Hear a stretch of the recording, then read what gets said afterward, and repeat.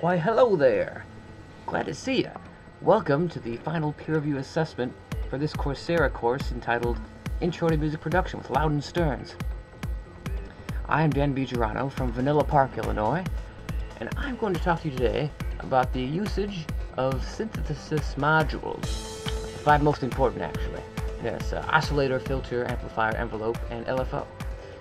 Now, the oscillator is also known as the create the sound phase, and it is the sound creator.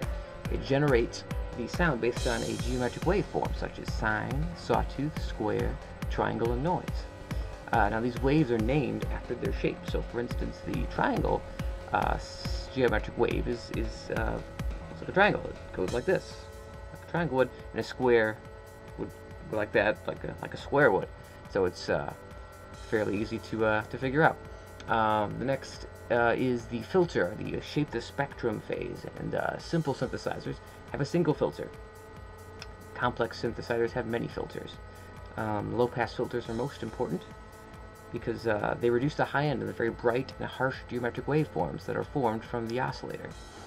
You can change to a high pass or band pass, but it's better to stick with the low pass because of the way it reduces the high end. The amplifier is the shape the volume phase, and it changes all the time quite rapidly and works very well with the envelope, which is a modulator.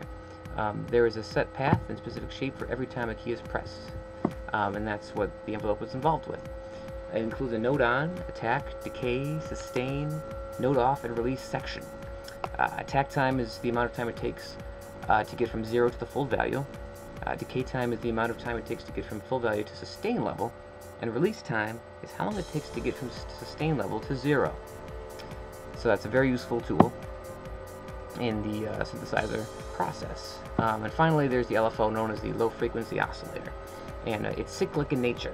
So it goes up and down, goes up and down, goes up and down, over and over, which is cyclic in nature.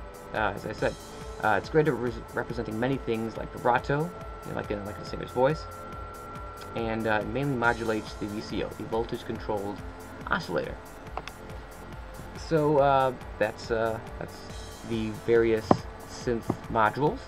I hope you've learned a lot in this little chat we've had today in the confines of my room, and in the final week of this Coursera class. It's been quite the ride. It's been enjoyable. I've had my fair share of interesting moments within it.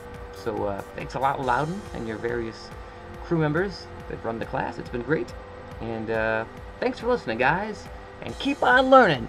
Oh, yeah!